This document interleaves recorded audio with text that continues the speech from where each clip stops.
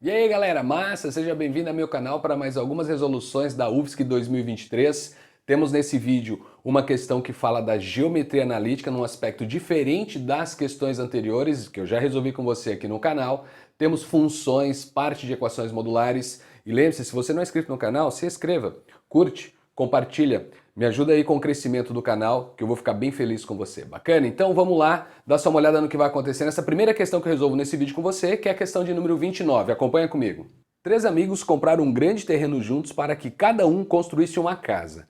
Apesar de cada comprador ter o direito a 1/3 da área do terreno, foi priorizado que ele não fosse dividido, mas que as casas ficassem dispostas no terreno como representado na figura a seguir, em que as marcações nos eixos coordenados são dadas em metros. E aí ele mostra para você o plano cartesiano, apresenta para você o terreno, as casas, que ele chamou de casa 1, casa 2 e casa 3, e logo embaixo vem mais informações a respeito dessa imagem que é apresentada. Então acompanhe comigo, olha só o que ele dizia.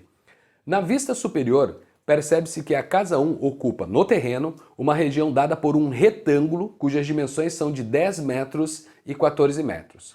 A casa 2 ocupa uma região dada por um quadrado cujas diagonais medem 11 raios de 2 metros cada. Já a casa 3, ela ocupa uma região dada por um paralelogramo cujos vértices são dados pelas coordenadas que ele apresenta para você, ó, 38, 32, 35, 20, 16, 20 e 19, 32. O restante do terreno ficará destinado ao uso comum e, posteriormente, será estruturado em jardins, estacionamento, passeios, entre outras opções.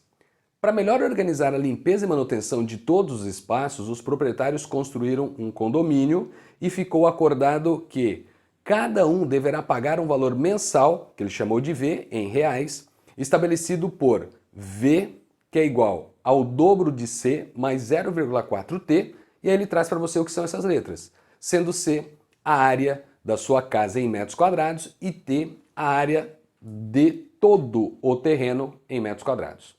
Determine a soma dos números associados às proposições corretas e transfira o resultado para o cartão resposta. E aí você observa que todos os itens se referem a esse texto e o item 1 diz já o seguinte para você, ó, a área total do terreno é de 1.080 metros quadrados. Galera, você já pode olhar para o quadro, para a imagem meramente ilustrativa que a questão apresentou para você, onde traz essas regiões do terreno limitada pelos pontos, coordenadas. E aí para você calcular a área desse terreno, nós vamos trabalhar com a ideia da analítica que envolve para nós o falso determinante. Por que falso determinante? Porque nós não vamos escrever uma matriz quadrada, e determinante é um número que se associa a uma matriz quadrada. Como que fica a história para nós então utilizando esse falso determinante? Nós vamos contornar a figura percorrendo pelo seu perímetro, de tal maneira que eu escreva todos os pontos e eu deixo essa figura fechada. Então a ideia é fechar ela. Isso significa que o primeiro ponto que eu escolho para contornar a figura ele tem que ser repetido no final, quando nós vamos escrever essa ideia num falso determinante. Como assim, Bel? Supõe que eu comece pelo A e sigo num sentido anti-horário. Então do ponto A no sentido anti-horário eu saio de A, vou para B, de B vou para C, de C vou para E. O ponto E e o ponto D, eles estão alinhados, depois eu comento com você sobre isso, então eles pertencem a uma mesma reta que passa por A, devido ao seu coeficiente angular, depois eu comento sobre isso. Mas você desce do ponto E e vem para o ponto A. Você fechou a sua figura, porque você partiu de A. Suponha-se que você queira começar em B, no sentido horário. Então você pega o primeiro ponto, que é B, sentido horário. Próximo ponto é o A, próximo ponto é o ponto E, próximo ponto é o ponto C, e para fechar a sua imagem você precisa voltar para o ponto B. Então essa é a ideia, escolha um ponto qualquer, desde que você contorne a sua figura. Lembre-se, na geometria analítica, para cálculo de áreas de figuras planas, se eu tenho um triângulo eu não preciso da imagem. Agora, suponha-se que ele tivesse apresentado isso no texto para você sem colocar a imagem na questão. O que você tem que fazer? Tem que colocar os pontos no plano para você construir o seu polígono e contorná-lo de tal maneira que você não pule nenhum ponto, não escreva um ponto na ordem trocada, porque você precisa passar pelo contorno, você tem que descrever o perímetro da figura nessa ideia do falso determinante, legal? Então vamos lá, item 01, vamos calcular a área desse terreno. Começamos a brincadeira aqui embaixo, então como que isso vai funcionar? De acordo com o formulário, nós temos 1 sobre 2, então a área do terreno vai ser dado por 1 sobre 2, que multiplica o módulo do nosso falso determinante. Começamos ali. A primeira linha eu vou colocar os valores do x das coordenadas e na linha de baixo os valores do y. Então eu escrevo x do ponto A, y do ponto A, x do ponto B, y do ponto B, x do ponto C, y do ponto C e assim por diante. Então acompanha comigo, ó, 0, e 0, XAYA, linha de cima é o X. Então vamos para B agora, contornando a figura no sentido anti-horário. Seguindo B, nós temos 30 para o X, 0 para o Y. Vamos para o ponto C, temos lá 40 e 40. Depois nós vamos para o ponto E, 24 e 48. Legal. Depois você fecha a sua figura no ponto A novamente, que é 0 e 0. Então estamos falando do módulo de um falso determinante. Falso determinante porque nós não temos uma matriz quadrada, mas vamos usar o conceito de um determinante. Como se nós tivéssemos diagonal principal e suas paralelas, diagonal secundária e suas paralelas, mas não temos isso. Então nessa ordem, de cima para baixo, esquerda para direita, nós vamos fazer as multiplicações das diagonais. Na volta, a mesma coisa, porém nós vamos trocando de sinal. Então a área desta figura vai ser dado por 1 sobre 2, que multiplica o módulo de quem? Vamos lá devagarinho. 0 vezes 0 dá 0, mais 30 vezes 40, isso vira para você 1.200, mais 40 vezes 48. Vamos devagarinho. 40 vezes 40 vai dar 1.600. Perfeito. 8 vezes 40 vai dar 320. Resposta, 1.920. Vamos de novo. 24 vezes 0, 0.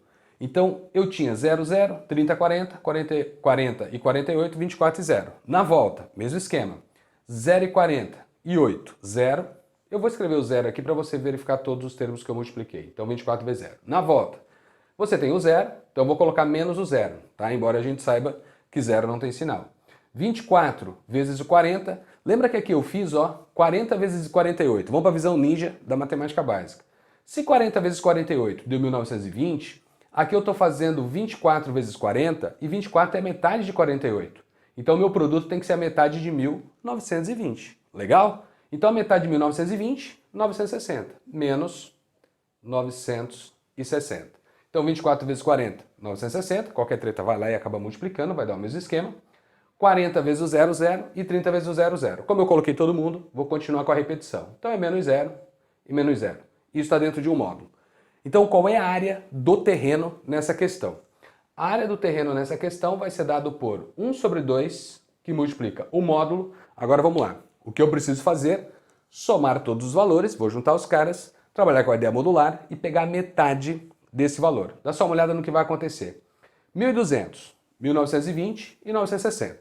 Lembra que 960 é a metade de 1920. Então, se eu pego um número e tiro a metade, sobra a metade. Então, resulta em 1.200, 1920 menos o 960 vai dar mais 960. Então, estamos falando na área ser igual a 1 sobre 2, que multiplica o módulo do somatório, que vai dar 2.160. 2.160. Como o valor é positivo, o módulo dele é ele mesmo, eu quero a metade, então o que eu sei a respeito desse terreno? Vou colocar a informação aqui, a área dele valerá metade de 2.160, então 2.160 dividido por 2, então chegamos na área sendo de 1.080, unidade de medida em metros, então temos metros quadrados.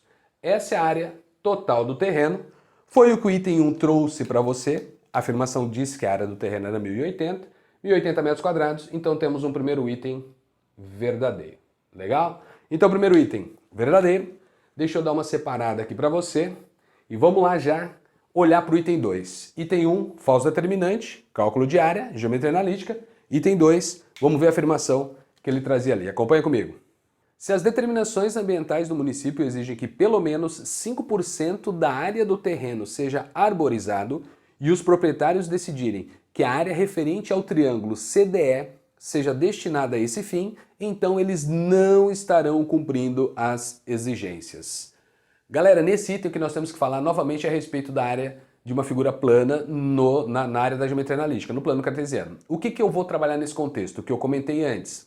Quando eu estava resolvendo com você a área desse polígono, o que eu disse para você? Ó, se for triângulo não precisa da imagem, porque a ordem para você contornar a figura tanto faz. Escolher um ponto, trabalhar de forma aleatória, segue a sequência, reescreva o primeiro ponto, você faz a mesma coisa. Então é repetição do item 1. O que nós temos que lembrar? Que a área que a questão está pedindo para você destinar a este cara é este triângulo que aparece aqui embaixo. Então, imagem meramente ilustrativa, vamos olhar só para essa imagem aqui de cima, perfeito? Então essa imagem que eu destaco é a região que os proprietários decidiram deixar conforme o que foi sugerido. Então vamos calcular a área dessa figura. Como que eu vou fazer? DCE, ECD, EDC, tanto faz. Eu não preciso da imagem no plano para definir isso. O que eu vou fazer? Falso determinante de novo e a gente mata essa informação. Então a ideia é pensar nisso daí.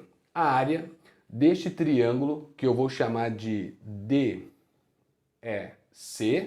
então a área do triângulo DEC, independentemente da ordem que você escolha, lembra que eu falei isso para você, isso continua sendo igual a 1 sobre 2 do falso determinante envolvendo os pontos. Aí eu vou escrever esse cara para você, módulo do falso determinante. Então nós temos ali o ponto D primeiro, 20 para o x, 40 para o y, o ponto E, 24 para o x, 48 para o y, o ponto C nós temos 40 para o x, 40 para o y, e repetimos o ponto D, que tem a coordenada 20 para o x e 40 para o y, módulo e falso determinante.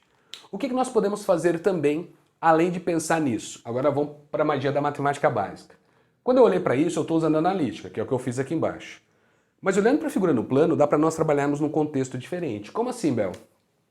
A distância entre o ponto D e o ponto C, nós vamos chamar de base do meu triângulo.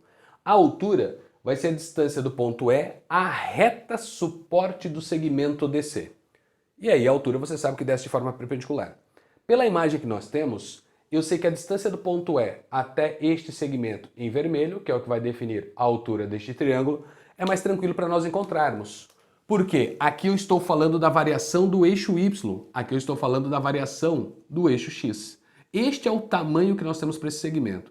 Ô Bel, como é que você consegue enxergar isso com as coordenadas? Que é isso que eu estou fazendo, coordenadas, visão ninja. Eu tenho o Y sendo o mesmo nos dois pontos. Então eu tenho a certeza que este lado, este segmento, este pedacinho do nosso triângulo está na horizontal. Então se eu fizer a variação do eixo X, eu defino o tamanho da base do meu triângulo. De forma análoga, isso vai acontecer aqui, ó. Se eu trabalhar com a diferença do ponto maior, no eixo Y, 48 para o 40, porque em qualquer lugar deste pontilhado em vermelho que eu fiz, o eixo Y vale 40. E aí você tem a altura do triângulo. Então uma segunda situação, que é o que eu vou fazer. Você pode trabalhar com esse contexto novamente. Eu quis escrever para você perceber que a ideia de tanto faz a sequência do triângulo, eu não preciso da imagem. Agora, eu tendo a imagem, claro que eu vou levar para o princípio da matemática básica. Então, nessa historinha toda, depois de tudo que eu escrevi, continuamos com a questão: qual vai ser a área do triângulo DEC? Essa área eu vou trabalhar com base vezes altura sobre 2. Então aqui embaixo eu escrevo: quem que é a base do meu triângulo?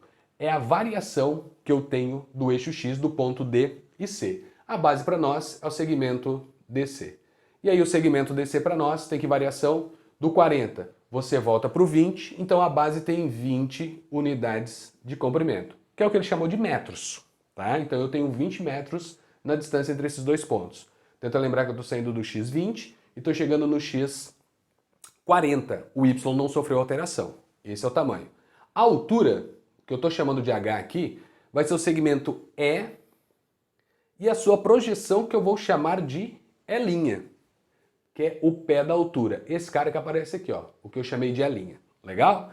Então, do segmento E até o E', nós temos a variação do eixo Y, então eu saio do 48, desço até o 40, então nós temos uma variação de 8 unidades de comprimento, que estão em metros. Então eu saí do 48, fui parar no 40. Tendo essas informações, agora fica light para nós. Trabalhar com a área dessa figura nada mais é do que a área do triângulo DEC vai ser dado por base 20 vezes altura 8. Esta parafernália tem que ser dividida por 2. Área de um triângulo, base vezes altura sobre 2. Então chegamos na área do triângulo D, e não B, né? Vou seguir a ordem aqui.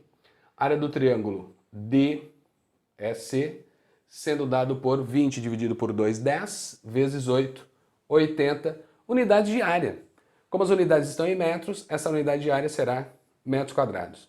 Então a área daquele triângulo, onde os proprietários destinaram para o que foi exigido no terreno, 80 metros quadrados.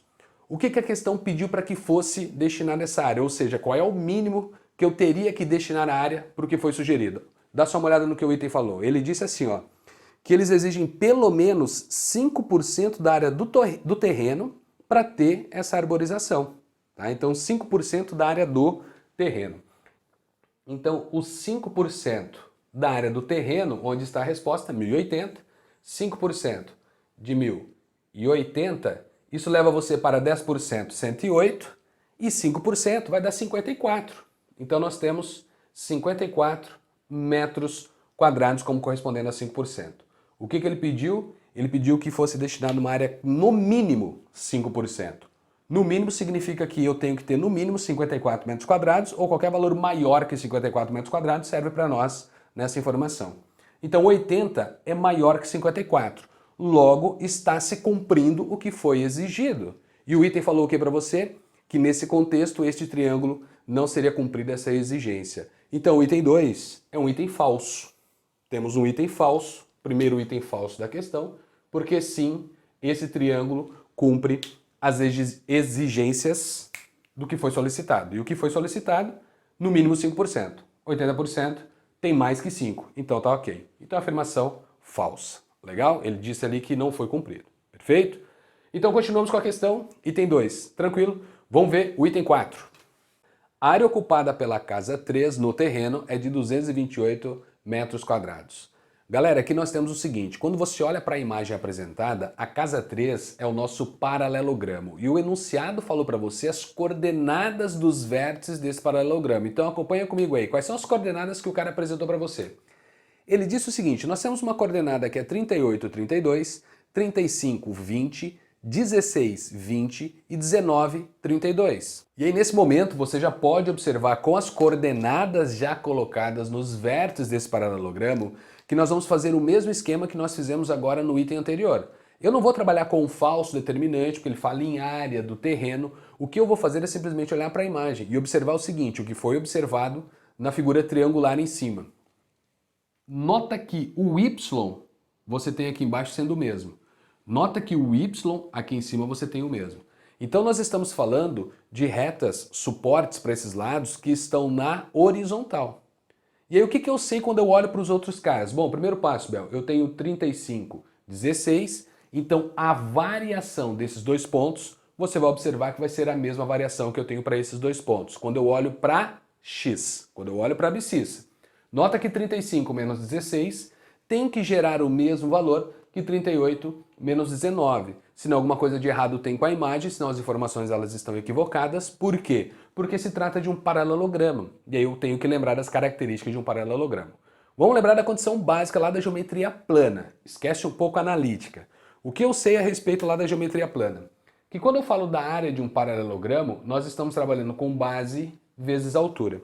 Então, por isso que eu disse para você que aqui nós não trabalharíamos novamente com o falso determinante, e sim com a condição básica da geometria plana, que diz base vezes altura. E ele dá essa condição para você quando ele coloca a reta na horizontal. Então, o que iremos fazer? Base, distância entre esses dois pontos, ou distância entre esses dois pontos, e aí a altura para nós vai ser a distância entre essas duas retas que eu tenho a certeza que são paralelas. Esses dois segmentos, eles são paralelos. E aí aqui o que vamos fazer? A variação entre o eixo Y.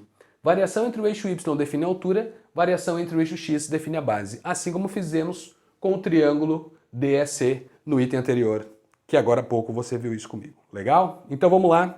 Base. Já vou colocar essa variação aqui, tá? Vou fazer rapidinho, não como eu fiz no item 02. Então qual é a base para nós? 35 menos 16, então vou escrever 35 menos 16, esta é a base, e quem é a altura para nós? A variação do Y, 32 menos 20. Então eu vou escrever 32 menos 20. Pronto, temos a área do terreno onde encontra-se a casa 3. Então 35 menos 16, conforme você vê junto comigo, você tem 4 mais 15, isso fecha 19, então 19 vezes 32 menos 20, esse cara vai dar 12. Então a área deste terreno vai ser dado por 190 mais 38, 228 metros quadrados. E o que disse o item? 228 metros quadrados. Então a afirmação 4 é mais uma afirmação verdadeira. Então note que novamente eu não trabalhei com o falso determinante, embora nós tenhamos dados da geometria analítica, Eu usei a geometria plana básica, porque permite você trabalhar dessa maneira. Legal? Então 228, item 4 verdadeiro. Vamos ler o item 8 para resolver esse item rapidinho também com você. Vamos lá. A área ocupada pela casa 2 no terreno é de 242 metros quadrados. Temos mais uma questão que vamos trabalhar com as ideias da geometria plana, porque a casa 2, para nós, é um quadrado. E ele passou informação para você no enunciado, dando ideia do que significa esse quadrado para você através do quê? Uma diagonal. Então no item 08, deixa eu separar aqui para você, no item 08 nós temos na casa 2 a diagonal de um quadrado.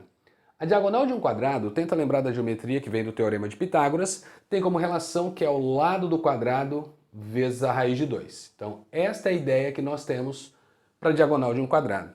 E a área de um quadrado, você sabe que é pegar o lado e elevar ao quadrado. Então o enunciado falou para você o quanto vale essa diagonal da área que está sendo destinada a essa casa 2. No texto ele disse, a casa 2 ela ocupa uma região por um quadrado cujas diagonais medem 11 raiz de 2.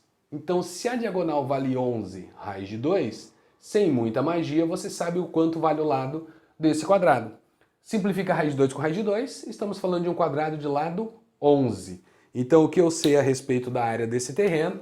A área desse terreno valerá 11 elevado ao quadrado. Então, a área vai ser dado por 11 ao quadrado e essa área é igual a 121 metros quadrados. E o item 08, mais um item da geometria plana, contexto light. A questão falou para você em esse terreno ter 242 metros quadrados. Então o item 8 é mais um item falso. Tranquilo de ser resolvido. Falso, conforme eu disse, rapidinho você chegaria nessa conclusão. Bacana? Então vamos lá, item 8. Já finalizamos ele. Item 16, vamos para a leitura. O valor mensal referente às despesas de manutenção da casa 1 é de R$ 712. Galera, o que nós precisamos analisar aqui? Bom, primeiro passo, foi dada uma relação para você resolver esse item 16 que envolvia o valor que tem que ser pago de condomínio para essas despesas que nós temos ali. Isso envolve o quê? Envolve a área total do terreno e envolve também a área da região que foi construída, a área da casa. Como ele fala na área 1, eu vou colocar aqui, ó, área 1. O que é a área 1 para nós, que é a única área que nós ainda não calculamos? De acordo com o texto, essa área 1 é a área de um retângulo de dimensões 10 por 14. Então a área 1 para nós, dimensões 10 por 14, retângulo. Então a área 1 para nós, vou chamar de área 1, vai ser dado por 10 vezes 14, que é a área do nosso retângulo, que está aqui, 10 vezes 14, e isso leva você para 140 metros quadrados. Qual é o cálculo que foi feito de acordo com o enunciado a respeito desses custos, dessas despesas que nós teremos? O que ele chamou de V vai ser dado por 2 vezes a área da casa, que ele chamou de C, mais 0,4 vezes o T, que é a área total do nosso terreno. Bacana? Então, feito isso, o que eu preciso lembrar, a área da casa, acabei de encontrar, 140, então este valor do C é o 140. Área total, calculamos no item 1, que é o 1080, e o que interessa para nós aqui é 0,4 de 1080, então é 40%. Rapidamente você chega nesse valor. Então 1080, legal. Lembre-se que nós temos o seguinte, ó como é light para você na visão ninja. 1080, 10% é 108. Eu quero 40%, então faz 108 vezes 4. 108 vezes 4 dá 432. Que é 100 vezes 4, 400, 4 vezes 8, 32, somei 432. Então, estes dois caras juntos vale para nós 432. Então, quando nós falamos no valor das despesas da casa 1, envolve a área da casa 1 e envolve a área total do terreno. E aí, neste contexto, o valor desse item 16 vai ser dado pelo dobro de 140, que vai dar 280, mais o 432. 432. Logo, este valor em reais vai ser dado por 712. 712. Isso tem que lembrar, estamos falando em grana, reais. E o item 16 falou que essa era a despesa da casa 1. Então o item 16 é mais um item verdadeiro. Então, verdadeiro o item 16. Esse é o valor da despesa que a casa 1 tem nessa região, nesse terreno, nesse condomínio que eles construíram. Legal? Então, item 16, resolvido. Vamos lá, item 32, acompanha comigo. O comprimento do segmento CE é 8 raiz de 5 metros. Galera, aqui nós vamos trabalhar com a distância entre dois pontos, literalmente. Ou você pensa em triângulo retângulo, hipotenusa, catetos, toda aquela parafernália que você já sabe, que é de onde vem realmente o formulário da distância entre dois pontos. Mas como ele literalmente pede para você a distância de C até E, eu vou trabalhar com a distância entre esses dois pontos. Variação do eixo x elevado ao quadrado, variação do eixo y elevado ao quadrado, soma esses valores e extrai a raiz quadrada. Este é o formulário da distância entre dois pontos. Então, para separar aqui bonitinho com você, eu estou ficando com pouco espaço, mas o item 32, vamos colocar aqui, o item 32, ele fala para você sobre a distância do ponto C até o ponto E, o quanto isto vale. Então o que nós queremos? A raiz quadrada da variação de x, variação de y, para a gente levar ao quadrado, então vai ficar mais ou menos assim. Vou dar uma espremida nesse formulário. Temos a raiz quadrada de quem? X do ponto E, escolhe um para começar, C ou E, tanto faz. Eu vou seguir a ordem do da frente pelo de trás, tá? Então eu vou fazer assim, ó, x do ponto C menos o x do ponto E, nós vamos elevar ao quadrado, mais o y do ponto C menos o y do ponto E, nós também vamos elevar ao quadrado e tudo isso está dentro de uma raiz quadrada. Essa é a distância entre os pontos C e E. Trabalhando com os respectivos valores, então vamos lá para a magia, xc menos xe. xc, 40, xe, 24. A diferença de 40 para 24 vai dar 6 mais 10, 16. Então nós teremos 16 ao quadrado. Mais, de forma análoga, YC e YE. O que nós temos? 40 e 48. A diferença entre eles, 40 menos o 48, o que nós vamos ter? Menos 8. Só que eu vou elevar ao quadrado, é a mesma coisa que eu ter 8 ao quadrado. Legal? Então a ordem tanto faz. Já disse para você isso em alguns itens de questões anteriores, de vídeos anteriores. Quando eu estou trabalhando com a distância entre dois pontos, a ordem tanto faz, porque quando nós elevamos ao quadrado, você sabe que esse valor final ele não vai ser alterado. Legal? Ele não será alterado. Então, nesse contexto, o que nós queremos é a raiz quadrada de quem? 16 ao quadrado vale 256, vou escrever aqui, mais 8 elevado ao quadrado vale 64, e aí vamos para a magia agora. Olha o que aconteceu. Você vai ter 320 aqui dentro, tá? Então vamos pensar assim, eu tenho que simplificar a raiz quadrada do 320. Como assim, Bel? 4 somei aqui deu 260, mais 60, 320. Raiz quadrada de 320. Eu resolvi continuar porque quando eu olhei para esses dois números, eu bati o zoião e vi que ia ficar tranquilo. Mas aqui a gente já dava para manipular a expressão, tá? Dá para você brincar com a matemática básica, meio que numa visão ninja. Mas é como eu cheguei no 320, eu desisti dessa ideia quando eu estava lendo a questão e olhando aqui para os itens. Resolvi chegar no 320 porque o que você lembra? 320, vamos pensar na simplificação, como ela é feita. Fatoração. É a mesma coisa que 32 vezes o 10. Vamos pensar em valores que são raízes quadradas exatas para nós nesse momento. Aí você diz, o 32 não tem raiz quadrada exata, o 10 também não tem. Mas o que dá para a gente fazer com 32? Virar 2 vezes o 16, e 16 a raiz quadrada exata. O 10 não é exato, mas lembre-se que o 10 é 2 vezes 5. Aí o 2 daqui junta com o 2 daqui, vira um outro quadrado perfeito. Então eu vou escrever aqui, ó, 2 vezes o 5. E aí quando eu junto todo mundo, o que aconteceu? 4 vezes o 16 vezes o 5. Isso significa 320. Então 320 fatorado é a mesma coisa que isso daqui. Claro que eu não preciso fazer toda a fatoração. Mas quando eu tenho dificuldade para enxergar quem são os quadrados perfeitos para ter a simplificação, vai e faz do jeito que você aprendeu.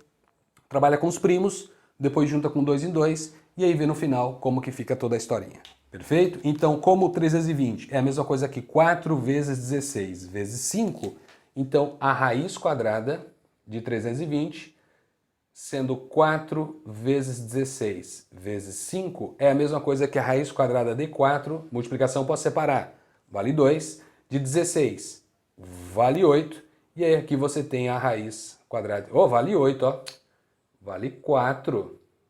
Eu já estou dando a resposta final já para você, ó. 8 é o produto de 2 por 4, já estou com o cérebro lá na frente.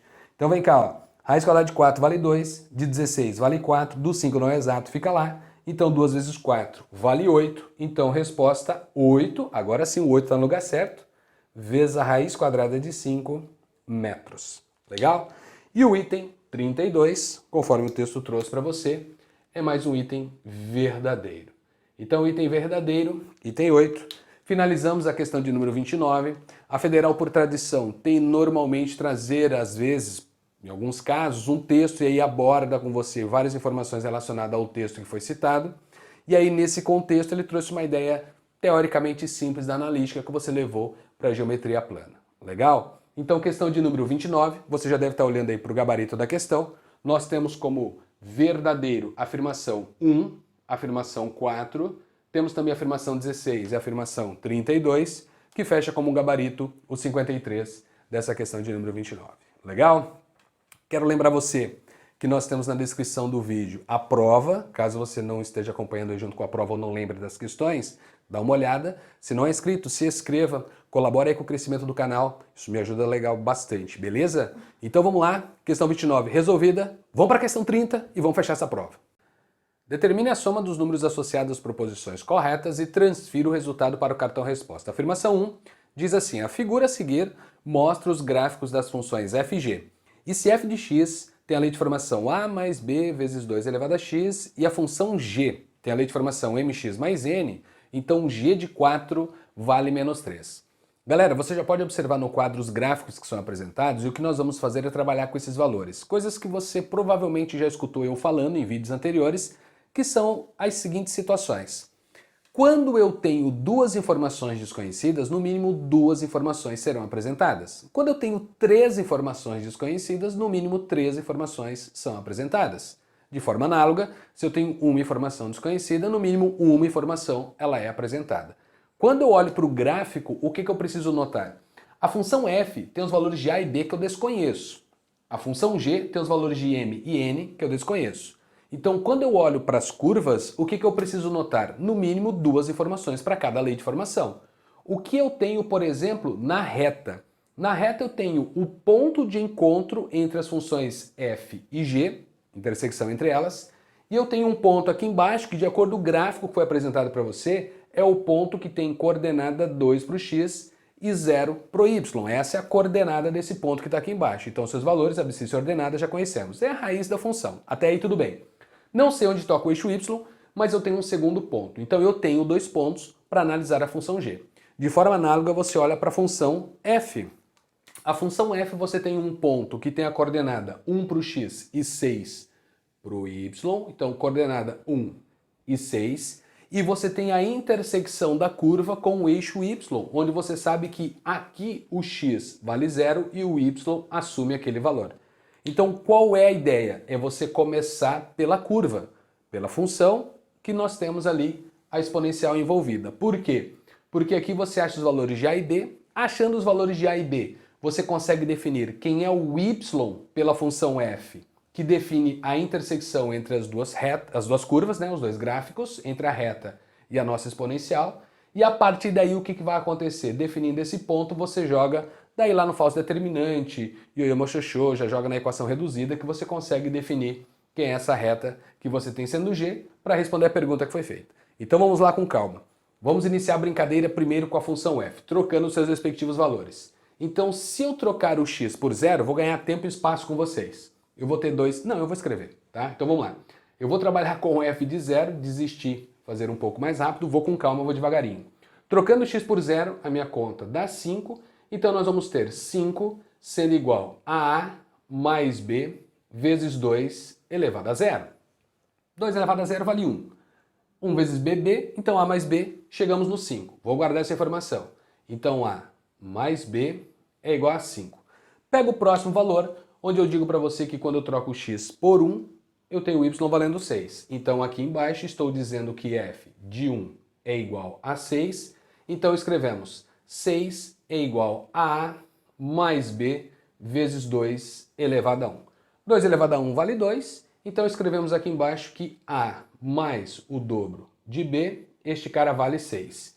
E aí eu tenho duas equações com duas incógnitas. Vou escrever o sistema, mas você já pode trabalhar com substituição, com subtração. Vou escrever a subtração aqui para vocês, mas a ideia é você lembrar que eu tenho duas equações, a mais b igual a 5, a mais o dobro de b igual a 6, e eu tenho duas incógnitas. Qual é o método que você vai utilizar? Tanto faz. Eu vou fazer o de baixo menos o de cima.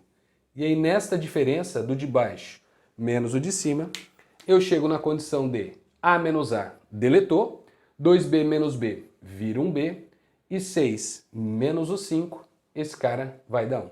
Se B vale 1 e a soma de A com B tem que ser 5, aqui você consegue definir quem é o valor de A. Então A mais 1 é o 5, chegamos no A sendo igual a 4. Então nesta primeira informação, o que eu sei? Eu sei que o A vale 4, o B vale 1, então a lei de formação da função f já está definida. Então trazemos os valores aqui para cima, então a função f de x vai ser dada por A, que vale 4, mais o B, que vale 1. Lembre-se, 1 vezes qualquer coisa é qualquer coisa. Então eu vou escrever 2 elevado a x. Essa é a nossa função f. Por que eu precisava da função f mesmo de acordo com o que eu disse?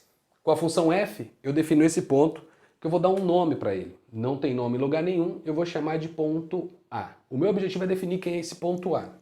E o ponto A, ele é um ponto que tem a coordenada, o x valendo menos 1, e o y do ponto A eu não sei quem é. Como o ponto A ele pertence à reta e também pertence à exponencial que eu defini agora para vocês, então eu tenho a certeza que eu posso fazer a troca lá em cima. E aí fazendo a troca lá em cima na função f, nós temos f de menos 1 gerando o y do ponto A, que esse é o meu objetivo.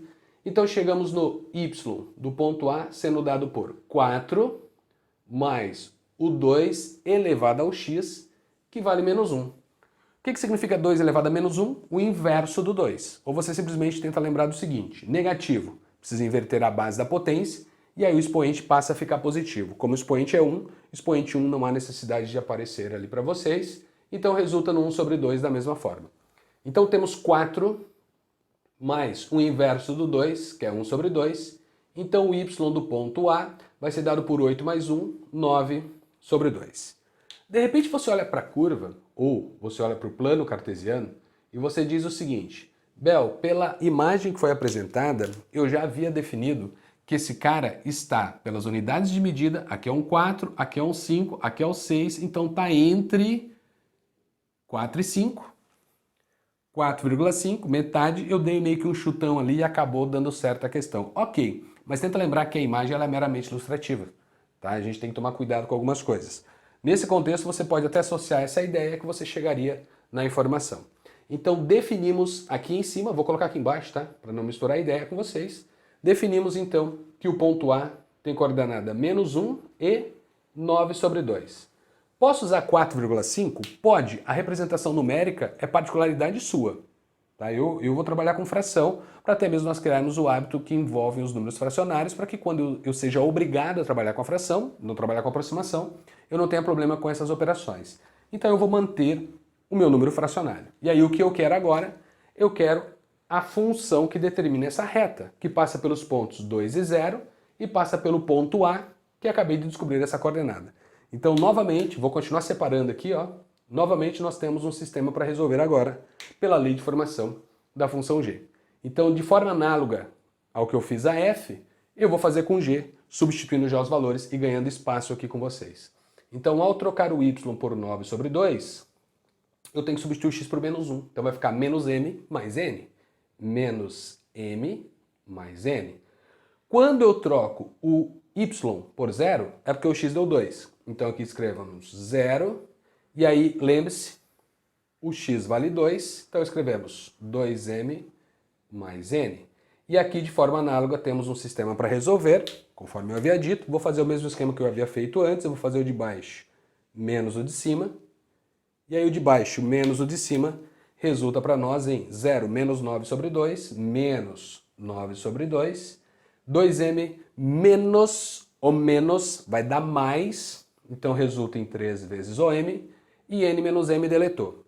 Então aqui na frente definimos OM sendo dado por menos 9 sobre 2 dividido por 3, vai dar menos 3 sobre 2. Qualquer treta, manda o 3 para lá, na boa, sem estresse, você chega a essa conclusão.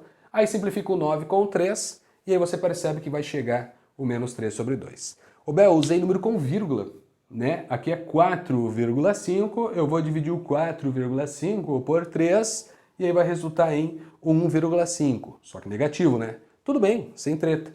O lance às vezes é que você corre o risco de ter uma dízima e aí se você tem uma dízima você tem que trabalhar com fração porque é o valor exato e a dízima você teria que aproximar e não recomendo trabalhar com aproximação nessas questões, tá? Então, vamos lá.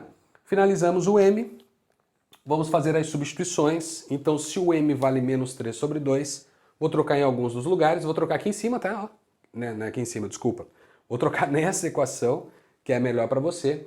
Então, se eu escrevo o dobro de m, que é menos 3 sobre 2, mais o valor do n, isto tem que ser zero. Simplifiquei, então resulta em menos 3 mais n igual a zero. Então, n vale 3.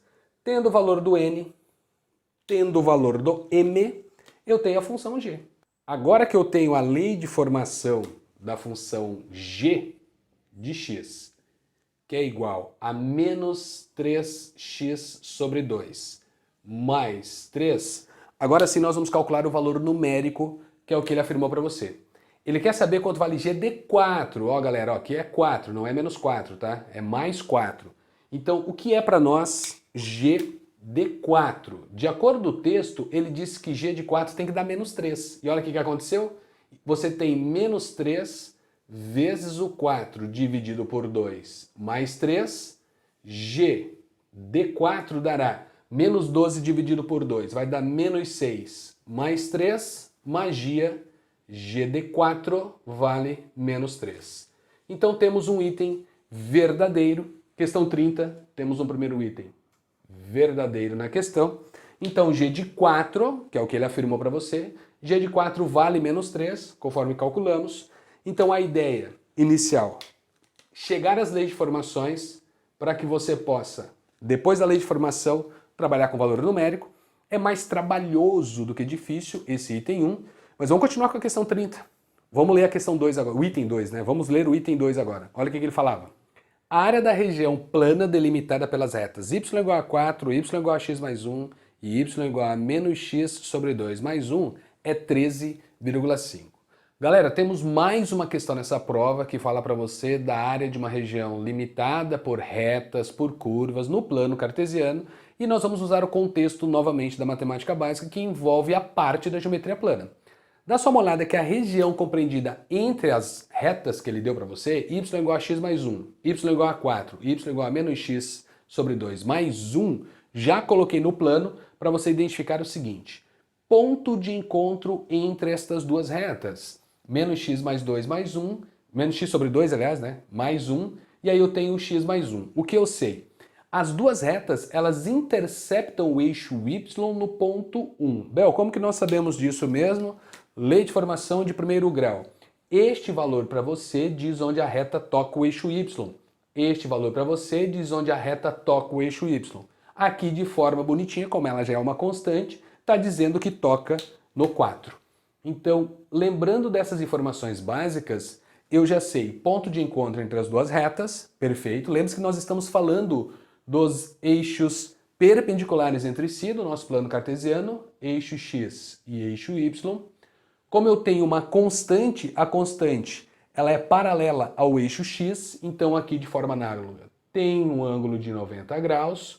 E aí a região limitada por essas três retas é esse triângulo que está aqui em cima. O que nós precisamos encontrar? Primeiro passo, vamos usar o básico de novo. A altura eu já tenho, que é a distância do 4 até o número 1, variação do eixo y. A base do meu triângulo vai ser dado pela distância entre o ponto de encontro da reta y igual a x mais 1 com 4 e eu tenho aqui do x, menos x sobre 2 mais 1 com o número 4.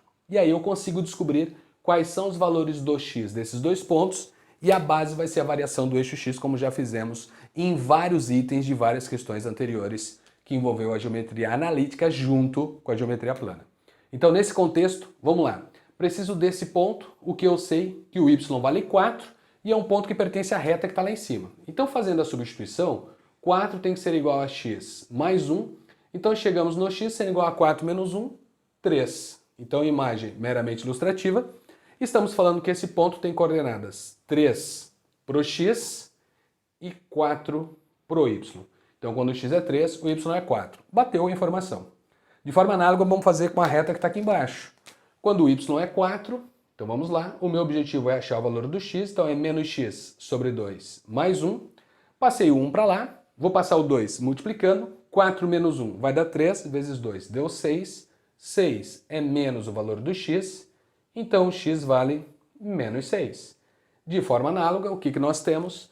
Este ponto tem coordenada menos 6 para o x e 4 para o y, e a área da região limitada pelas retas é um triângulo de base 3 mais 6, 9, altura 4, menos 1, 3. Então, área do triângulo, vou escrever aqui embaixo, a área desta figura triangular, que é a região compreendida entre essas três retas, é dado por base, vamos de novo, ó, 3 mais 6, 9, vezes altura, 4 para o 1, variação, deu 3, dividido por 2. Para eu respeitar o que a afirmação trouxe, eu vou acabar multiplicando. 3 vezes 9 dá 27, nossa resposta é 27 dividido por 2, unidades de área, e 27 dividido por 2 vai dar 13,5, que é o que o texto trouxe para você. Então a afirmação 2 é uma afirmação verdadeira, então temos mais uma afirmação verdadeira. A área da região vale para você 13,5, metade do 27, e aí você já sabe da ideia da plana misturada com a analítica, o que naturalmente nós fazemos com essas figuras que são básicas. Não é sempre possível fazer isso, mas sempre que possível acabamos fazendo. Então a imagem acaba te ajudando. Tenta lembrar região entre curvas, região entre retas, joga para o plano e vê que figura que vai dar, como fizemos em vários itens das questões anteriores também dessa mesma prova. Legal? Item 2 resolvido. Vamos ler a 4 então. Se i é a unidade imaginária, então z igual a i elevado a 53 mais i elevado a 87 mais i elevado a 100 não é um número real.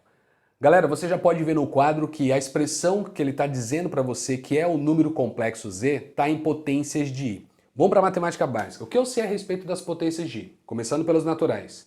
Você tem i elevado a 0, i elevado a 1, i elevado ao quadrado, i elevado ao cubo. E a partir daqui começam as repetições nas mesmas sequências em blocos de 4 números. Então, se eu lembrar desses caras, eu parto para uma visão ninja em matemática básica. Vamos lá.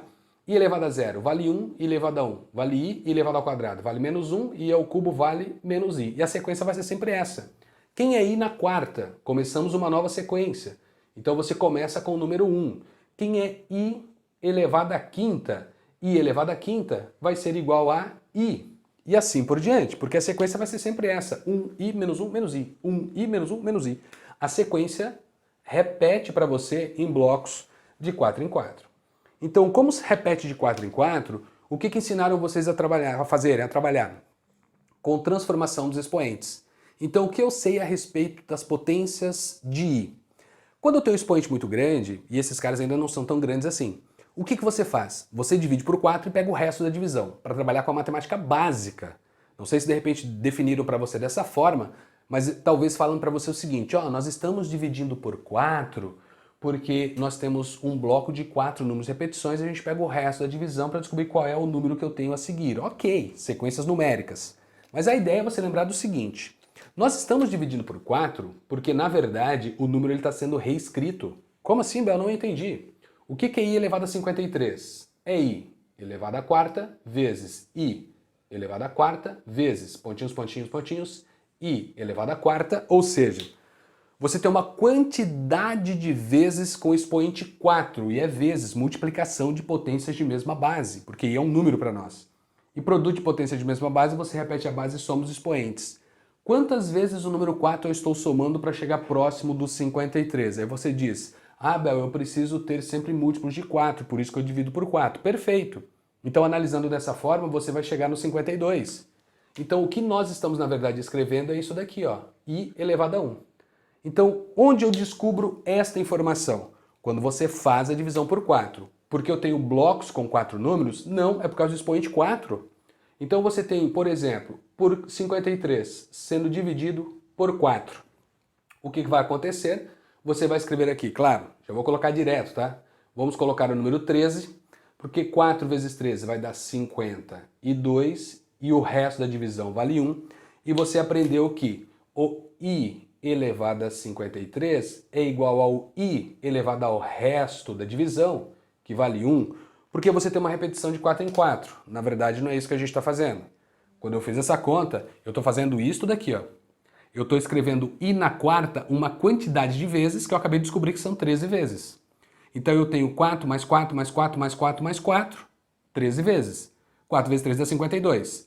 Para ter o expoente 53, eu preciso mais 1. Então eu estou trabalhando com produto de potência de mesma base, onde eu repito a base i elevado a 4 mais pontinhos, pontinhos, pontinhos, mais 4 mais o número 1. É isso que eu estou fazendo. Isto é para nós o i elevado a 53. Tá? Então, o dividir por 4 é por esse contexto. Espera lá, Bel. Estou dividindo por 4 para eu descobrir quantas vezes o expoente 4 eu tenho que escrever. Legal. Eu quero o resto da divisão. Perfeito. Quais são os restos possíveis? Ou o resto é 0, porque a divisão é exata, ou o resto é 1, ou o resto é 2, ou o resto é 3. Se o resto for 4, você tem uma divisão exata, daí na verdade o resto é 0. Então note que você vai cair sempre no resto com um desses expoentes. 0, 1, 2 ou 3. Legal? Então feito isso, essa é a nossa escrita. Porque voltamos para o que nós estamos fazendo. I elevado a 53, eu vou escrever I elevado a 4 13 vezes. E como I elevado a 4 vale 1, eu estou fazendo 1 vezes 1 vezes 1 vezes 1 vezes o I elevado a 1. E aqui eu tenho quantas vezes o 1 sendo multiplicado por ele mesmo? 13 vezes. Então, nesse contexto, o que eu sei? 1 vezes 1 vezes 1 vezes 1 vezes 1 vezes 1 vezes 1 vai dar sempre 1 vezes o I, resposta é o I. E aí falam para você o quê? Ah, vamos pegar o resto da divisão e mata a informação. Perfeito. Você pode pensar dessa forma porque é isso que nós estamos fazendo. Só quero que você entenda por que você está trabalhando com o resto da divisão por 4, onde que entra essa historinha. Legal? Então, feito isso, precisamos sempre do resto da divisão. Porque o quociente é a quantidade de expoente 4 que você colocou no i antes de escrever o i elevado ao resto da divisão. E aí sempre vai sobrar para você 1 vezes 1 vezes 1 vezes 1 vezes 1, sempre sobra o quê? O i elevado ao resto. Tá? Então se sempre sobra o i elevado ao resto, o resto é o que me interessa nessas contas. Feito isso, já descobri quanto vale o i elevado a 53. I elevado a 53 é a mesma coisa que i elevado a 1, então é i. Tá? Guardamos essa informação. De forma análoga, nós vamos fazer com todos os outros, só que agora é diferente. Como eu sei que eu quero o resto da divisão, como que nós vamos achar o resto da divisão desses caras que, de repente, quando são grandes? Pensa na divisibilidade por 4. Quando que o número é divisível por 4? Bel, um número ele é divisível por 4 quando os dois últimos algarismos são iguais a 0, então o número termina em 0, 0, ou quando os dois últimos algarismos formam um número múltiplo de 4. Aí eu tenho certeza que o número inteiro é divisível por 4. Por exemplo, 53 não é múltiplo de 4. Por quê? Eu tenho um número de dois algarismos. Termina em 0, 0? Não. Os dois números juntos formam um múltiplo de 4? Não, então não é. Legal? 87, de forma análoga. O que nós vamos fazer? 87. Os dois algarismos juntos formam um múltiplo de 4? Não, então o resto não é 0. 100 termina em 0, 0, eu tenho certeza que 100 é divisível por 4. Por quê? Porque os dois últimos algarismos são iguais a 0. Legal? Então esse critério te ajuda. Então quando é divisível por 4, você sabe que o resto é 0. Então isto é i elevado a 0, e i elevado a 0 vale 1. Então o último valor, deixa eu só colocar assim para vocês não confundirem a ideia, né? Então o último valor é i elevado a 0, que é igual a 1, porque o expoente é um múltiplo de 4, descobri pela divisibilidade. E o 87? Não é. Bel, como é que a gente faz então? Vou mostrar para você. Quando eu tenho a certeza que um número não é múltiplo de 4, pelo critério de divisibilidade, o que eu vou analisar para essa história das potências de i? Eu vou tirando de 1 por 1 até chegar em um número que seja divisível por 4. O que eu estou tirando de 1 por 1 é o nosso resto da divisão. Então nota, 87 não é múltiplo de 4. Então tira 1, vira 86. Não deu. Tira mais 1, 85. Não deu. Tira mais 1, vira 84. 84 é um múltiplo de 4. Quantos que eu tirei? 3. Então se eu pegar o 87 e dividir por 4, o resto é 3. Então isso que nós tiramos do expoente faz com que você descubra o resto da divisão. Então, nesse contexto, deixa eu só mudar aqui, nesse contexto, eu sei que o i elevado a 87 é exatamente igual a i elevado ao cubo, porque eu tive que tirar 3 unidades do 87 para ter um múltiplo de 4. O que eu estou tirando é o resto da divisão. I elevado ao cubo está dentro daqueles possíveis que eu preciso conhecer, e esse cara vale menos i. Então, se nós olharmos para o número complexo z, conforme ele escreveu, este número complexo z, ele disse que é i elevado a 53, que é a mesma coisa que i, mais i elevado a 87, que descobrimos que vale menos i, mais o i elevado a 100, que descobrimos que vale 1. Logo, este número complexo, i menos i deleta, sobra o número 1. Então, este número complexo é um número real e nós chamamos isso de um número real puro na parte dos complexos. Então, temos um número real puro. Ele diz para você, no item 04, ele falou para você que o número z não é um número real. Então, o item 4 ele é um item falso.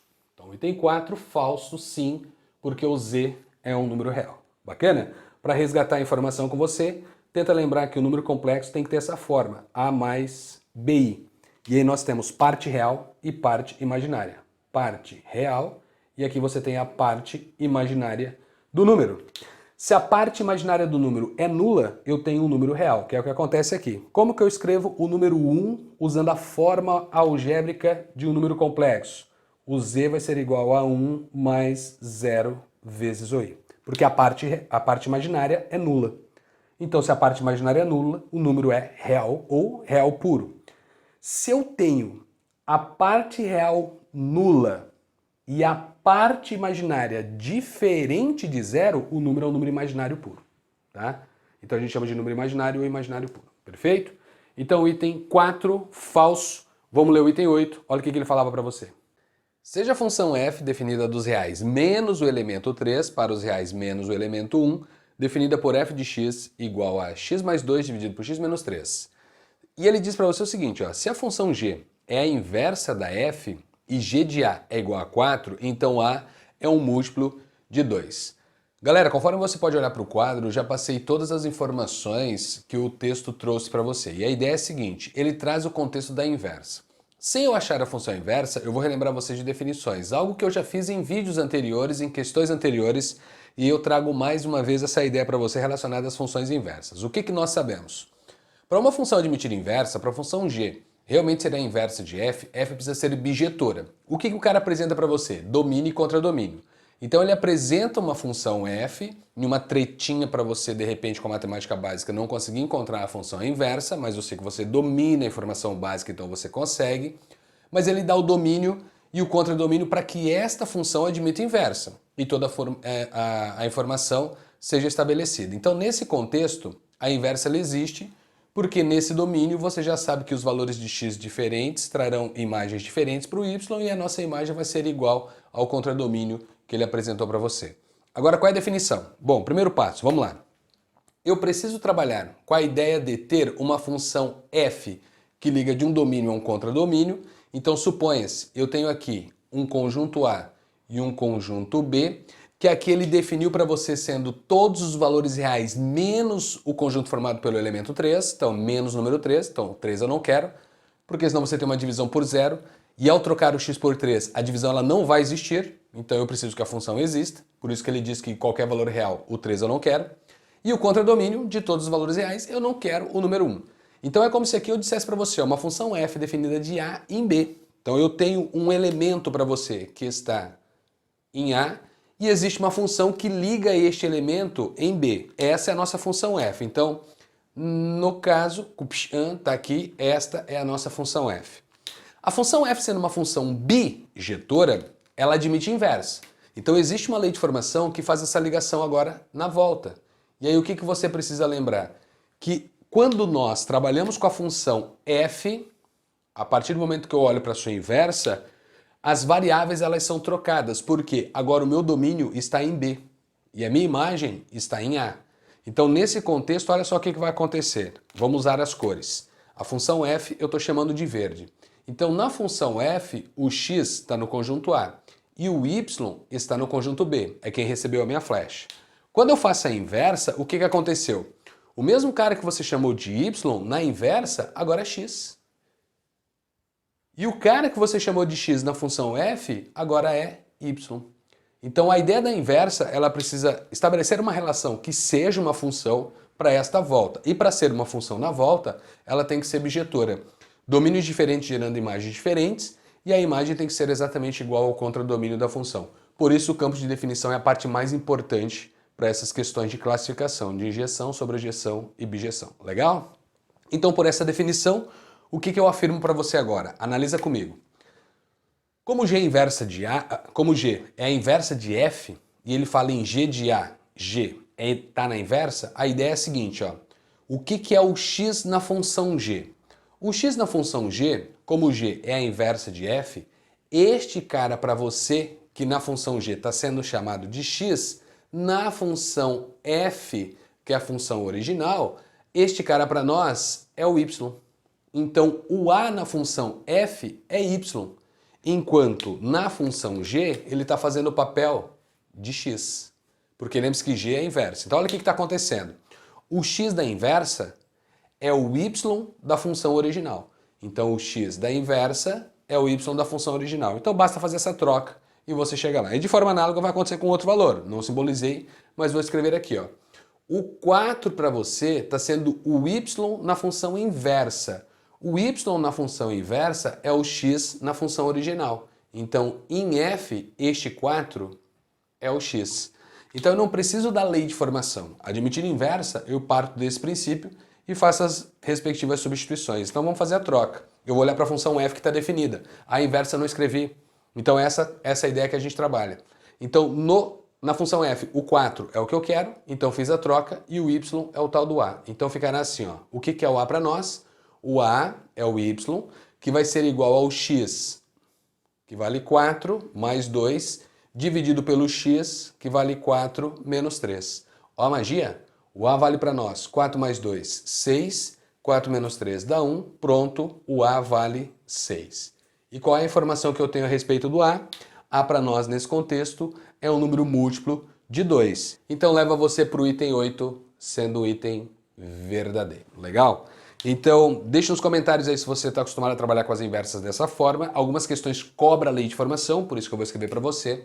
Então, nesse momento, dá só uma olhada no que vai acontecer, a questão está resolvida, mas eu gostaria que vocês prestassem bem atenção nessa ideia de determinar a lei de formação na inversa, porque de repente você precisa disso. Ah, Bel, estou acostumado a fazer isso. Legal. Essa questão eu nem sequer sei quem é essa lei de formação. Mas, caso seja necessário, o que nós vamos fazer? Vamos lá. Quem é a função f? Y, que é igual a um f de x, que é igual ao x mais 2 dividido por x menos 3. O que nós temos que fazer ali? Bom, pela definição de inversa, y vira x vira y, então a gente faz essa substituição. Então o x tem que ser igual a y mais 2 dividido por y menos 3, e a próxima etapa é isolar o y. Então manda para lá multiplicando, e aí você vai escrever xy menos 3x é igual a y mais 2, tanto faz quem você manda para qual lado, tá? A ideia é isolar o y. Eu vou mandar esse y para lá e o 3x para cá. Então vai ficar xy menos y igual a 3x mais 2.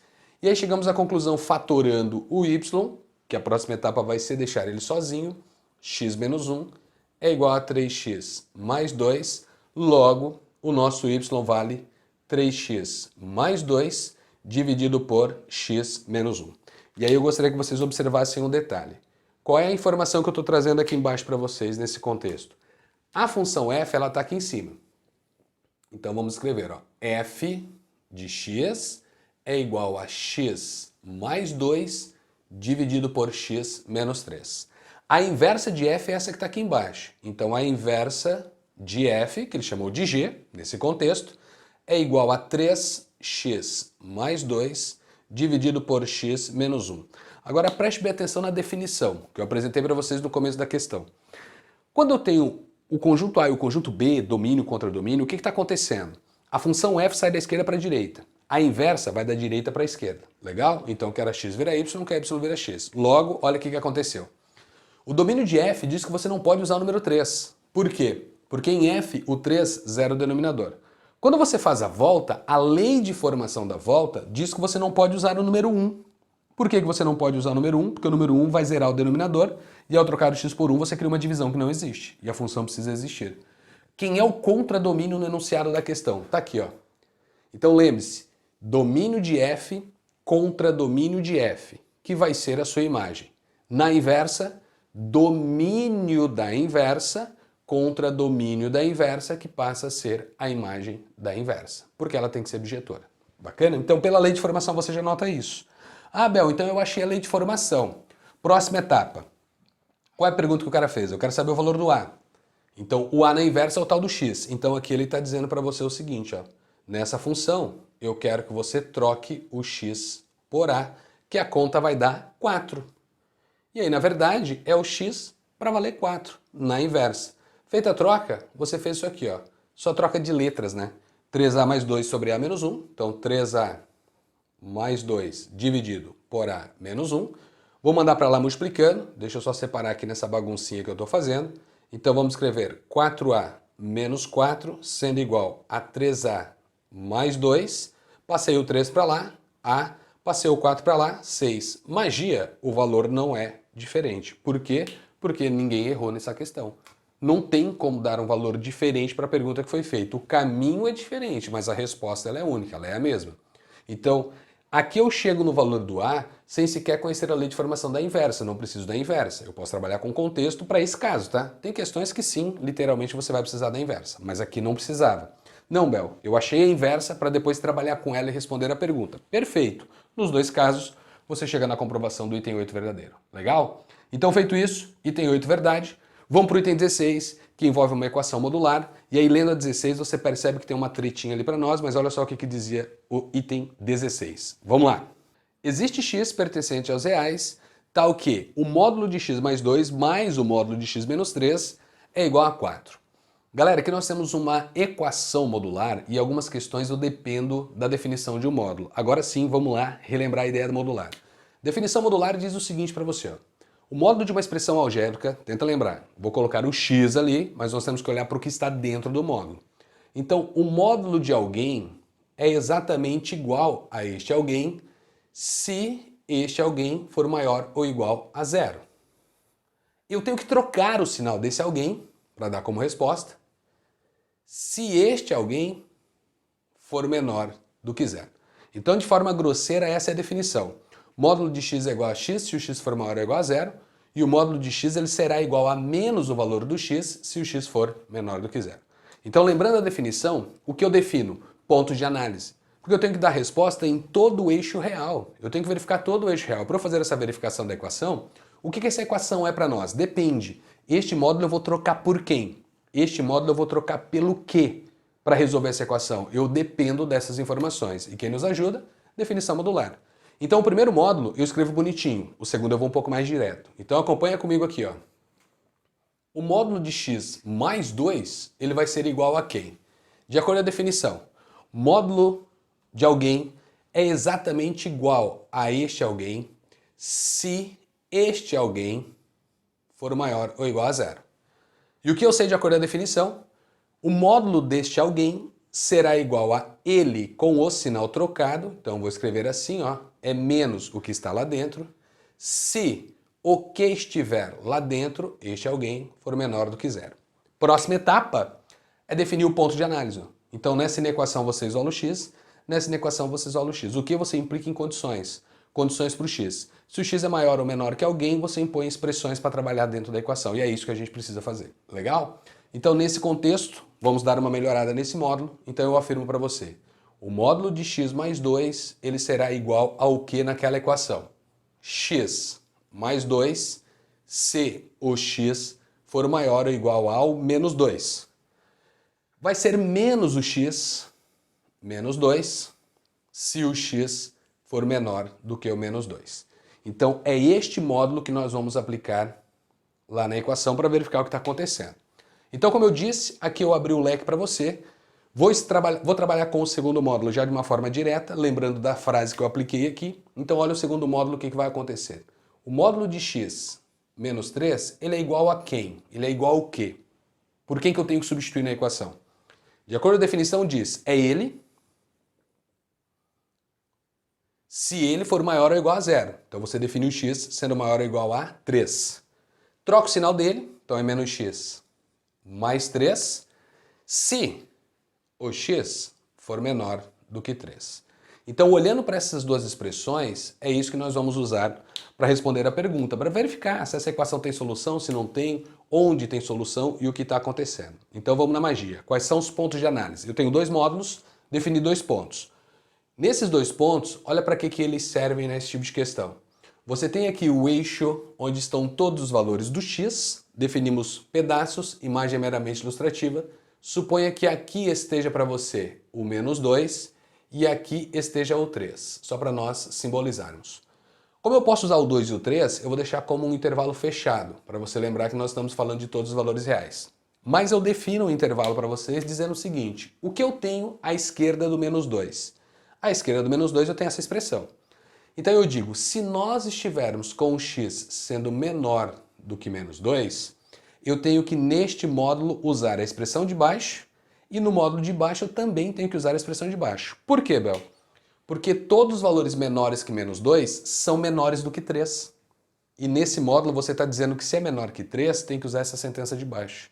Então como o módulo é definido por sentenças, eu tenho que saber quais das sentenças eu tenho que usar. E aí nesse momento, definir. Então no primeiro módulo eu vou trocar por menos x menos 2.